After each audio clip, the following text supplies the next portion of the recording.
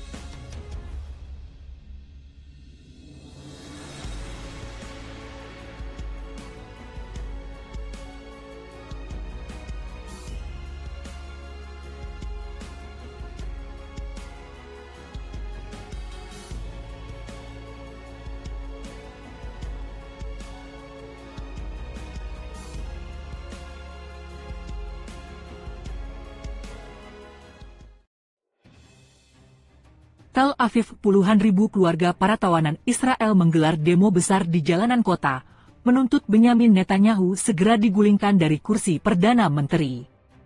Organisasi protes anti-pemerintah Hofshi Israel memperkirakan lebih dari 150.000 orang menghadiri demonstrasi tersebut, dan menyebutnya sebagai demonstrasi terbesar sejak Perang Gaza dimulai.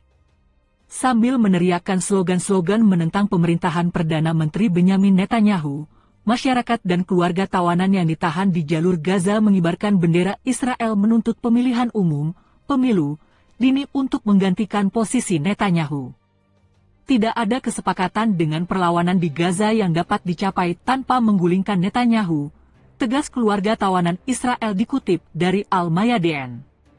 Demo besar ini tak hanya terjadi di Tel Aviv, puluhan warga di sejumlah kota Israel juga menggelar protes serupa setiap minggu selama 9 bulan terakhir, tepatnya setelah perang di Gaza pecah pada 7 Oktober tahun lalu.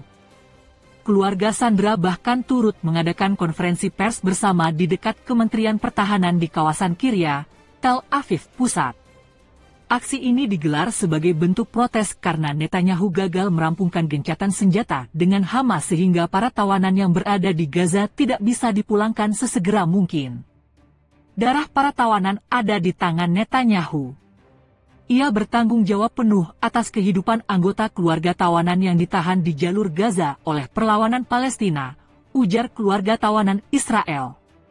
Tuntutan serupa juga dilontarkan mantan Kepala Badan Keamanan Israel Shin Bet, Yuval Diskin. Dalam pidatonya di hadapan massa ia menyebut Netanyahu sebagai Perdana Menteri terburuk Israel. Mantan Kepala Mossad Tamir Pardo juga mengatakan hal senada, melabeli Perdana Menteri Benyamin Netanyahu sebagai pembawa bencana karena kebijakannya hanya semakin membuat peperangan berkepanjangan di jalur Gaza. Netanyahu tidak memiliki strategi atau visi masa depan, dan yang ia pedulikan hanyalah tetap berkuasa, kata Pardo. Polisi Israel bentrok dengan pendemo. Selain melakukan demo, para demonstran juga memblokir jalan di depan Beit Jabotinsky, markas Partai Likud. Tak sampai di situ mereka membakar ban di area tersebut untuk menyuarakan kekecewaan atas kegagalan pemerintahan Netanyahu. Namun tindakan tersebut menyulut emosi para polisi militer Israel. Dalam rekaman yang diunggah secara online, polisi berkuda memasuki kerumunan, mendorong demonstran dengan kuda mereka. Beberapa orang tampak didorong oleh polisi sementara demonstran lain mencoba menghentikan polisi agar tidak melukai mereka yang didorong. Polisi Israel mengklaim para demonstran bersikap kasar terhadap petugas, sehingga petugas menggunakan metode pengendalian massa untuk membubarkan mereka dan melakukan penangkapan. Popularitas Netanyahu di Israel menyusut. Sejak demo pecah, jajak pendapat yang dilakukan oleh Channel 12 Israel mengungkap bahwa sebagian besar masyarakat Israel memandang lemah kinerja Netanyahu bersama dengan Menteri Keuangan Bezalel Smotrich dan Menteri Keamanan Yoav Gallant selama perang. Imbas masalah ini popularitas Netanyahu di Israel mulai memudar. Dalam jajak pendapat di surat kabar Ma'arif pada 18 hingga 19 Oktober lalu bahkan nama Benyamin Netanyahu kalah saing dengan mantan Menteri Pertahanan Benny Gantz. Netanyahu akan mundur. Sama seperti pejabat tinggi militer, intelijen, dan GSS, Badan Intelijen. Karena mereka gagal, tulis surat kabar harian Israel Hayom.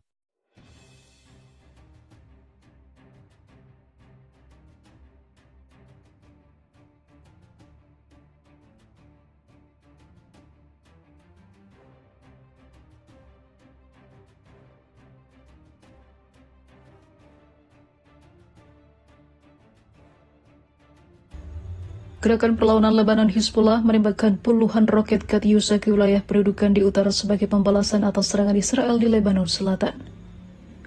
Hizbullah mengatakan para pejuangnya telah menargetkan barak rezim dengan puluhan roket Katyusha dan juga peluru artileri. Demikian laporan Press TV. Serangan itu dilakukan sebagai pembalasan atas serangan musuh Israel di kota Yaroan dan juga Qiyam di Lebanon Selatan, kata Hizbullah.